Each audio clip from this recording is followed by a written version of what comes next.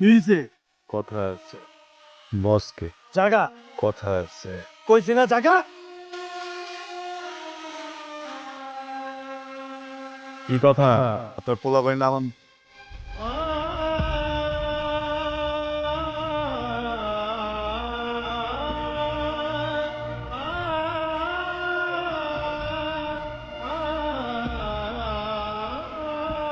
কিরে এ নাকি যা ভিতরে যা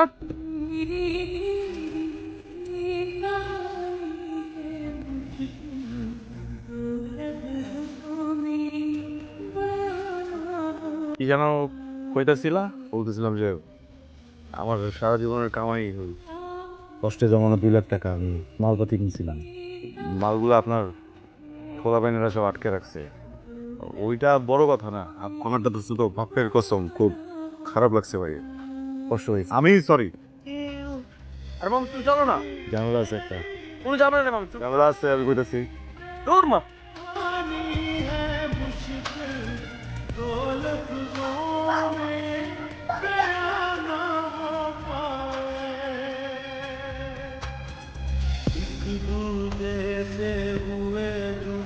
जब एक दूसरे के लिए बने तेरी मेरी मेरी तेरी प्रेम कहानी है मुश्किल तो लफ्जों में बयां ना हो पाए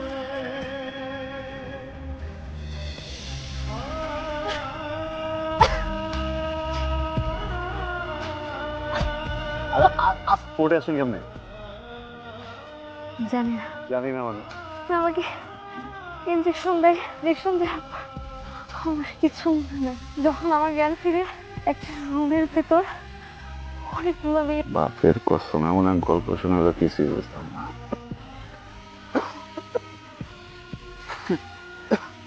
চলেন আমার সাথে, আমি সব কিছু নিজে করে দিচ্ছি। না আরে যাবো না মানে কি, মানে গেলে সব ঠিক হয়ে যাবে। আমি আমি বললে আর ডিস্টার্ব করবো না, চলেন। যাবো না। আরে বাপ, আমার বাপের কসম, আমার জীবন ঝামেলার ভিতরে আছে, গুলি করে দিব মানে, দেখছো না? তোকে আমি বলতেছি না ভাই, ভাই আমার বাপের কসম, আমি ইচ্ছা করে করি নাই, আমি কোনো ঝামেলা চাইতেছি না ভাই, আপনাদের জিনিস আপনাদের ফিরে দিতে আসছি।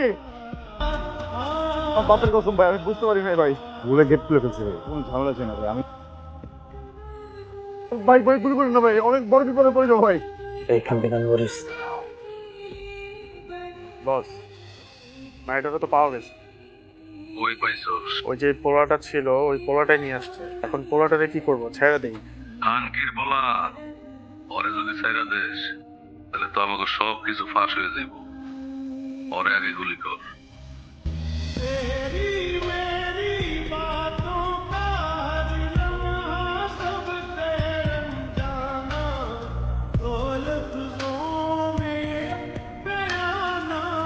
কেমন খেলে হ্যাঁ এতগুলো শয়তানের মাঝে একটা মেয়েকে রেখে চলে আসছেন। আপনার বাসা কি মা বোন নাই?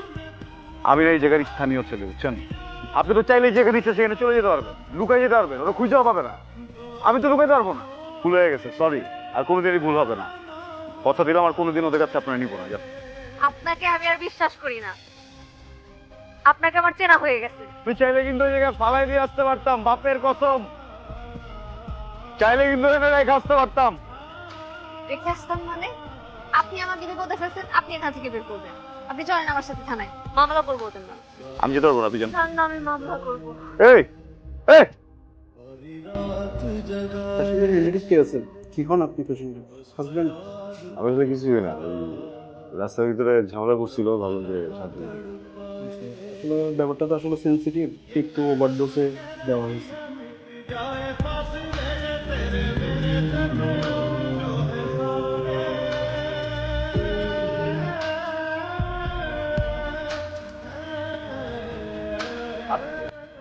কসম এমন এক জায়গায় আপনারা বসাইছি, ওকে বাপের আপনারা খুঁজে যাবো না। এটা একটা করছে কেন, রিজনটা কি?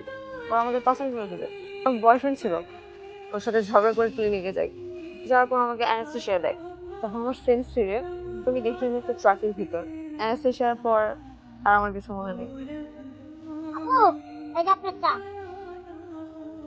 এই তুমি কি করলে এটা? বারবার চোখ কেন মারতেছো? আরে আপা আপনি কি করতেছেন না করতেছেন? কোথায় আপনার চোখ থেকে মাসি?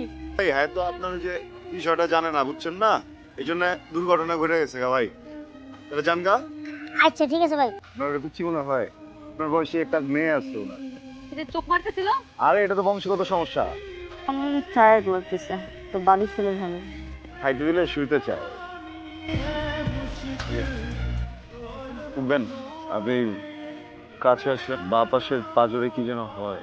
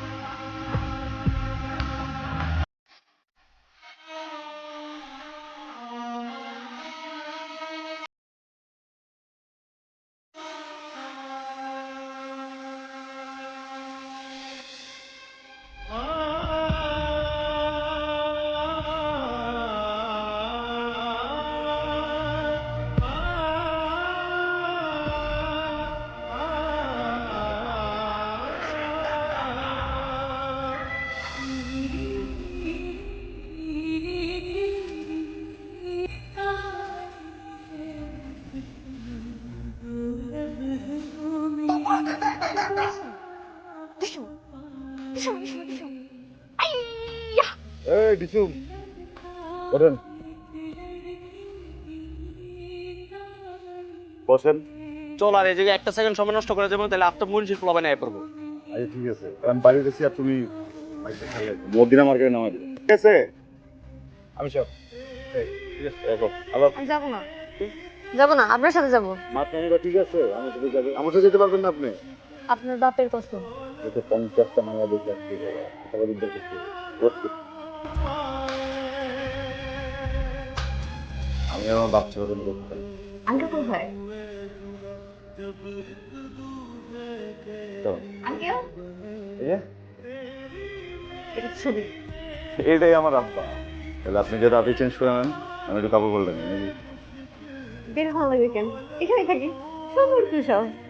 এখানে থাকলে আমাদের লোকজন চলে আসলে পালানোর কোনো জায়গা পাবো না পালানোর রাখতে যাবে বসেন যেন আমি জন্মানোর আগেই সবার গলার কাটা হয়ে গেল সবাই কইলো বাচ্চা রাখা যাবে না বাচ্চা ফালাই দাও বাচ্চা বাপ নাই কোনো পরিচয় নেই আমার আম্মা না ছিল বাচ্চা আমার আম্মা করে আমি মরে যাবো ভাই এই বাচ্চা খাবো একদিন গিয়ে সবাই মিলা মশলা টশল নিয়ে আসছে আমার আম্মার বাড়ি জ্বালাই দিই ঠিক আছে জানো হিরোর মতো আমার বাপ আছে সবাই সরাই আইসা আমার আম্মার হাতটা ধরছে তা বলছে এই মেয়ে তোমার বাচ্চার দায়িত্ব আমি তোমার হাতটা ধরছি কোনদিন ছাড়ুম না তো বাপের কাছে আমি বোঝানো লাগছি আমি আপনার ব্যাপারটা বুঝি আমি এই সন্তানের দায়িত্ব নিতে চাই আপনার দায়িত্ব নিতে চাই শক্ত করে আপনার হাত ধরতে চাই জীবন চলে গেলেও কোনোদিন হাত ছাড়ুন আরে যেতে হবে না হবার কিছু নাই মন থেকে বলি নাই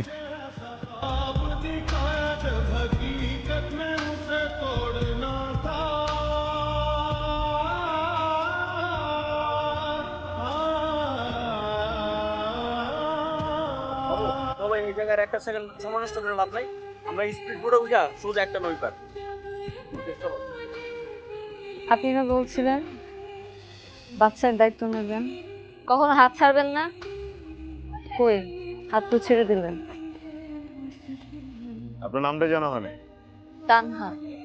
রাফসান হোটেল রাস্তায় অনেক ঠান্ডা বাচ্চার মা দুইজনের জন্যই অনেক ক্ষতিকারক বাচ্চার বাবা অনেক কষ্ট করে